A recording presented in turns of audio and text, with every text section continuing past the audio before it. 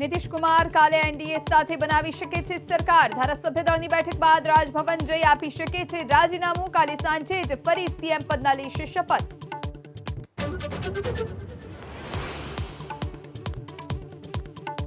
બિહારમાં રાજકીય હલચલ વચ્ચે એક્શનમાં ભાજપ। પટનામાં મહામંથન જારી। તમામ ધારાસભ્યો અને સાંસદો સાથે પદાધિકારીઓની બેઠક।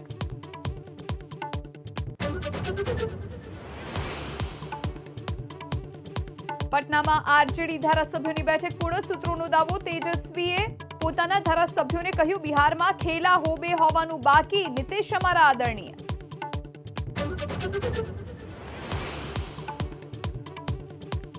બિહારમાં બદલાવના સંકેત વચ્ચે રાજકીય હલચલ તેજ। દિલ્હીમાં શાહના ઘરે નડ્ડા અને ચિરાગ પાસવાનની બેઠક। સૂત્રોના મતે નવી સરકારના ગઠન પર ચર્ચા।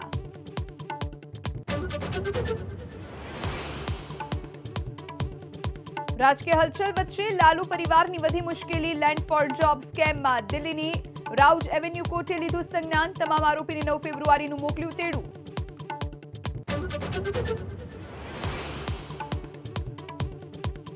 इंडिया गठबंधन यूपी में सीट पर बनी बात। अखिलेश यादव ने कांग्रेस 11 सीट आपवानी करी जाहेरात। सोशल मीडिया पर पोस्ट करी आपी जानकारी।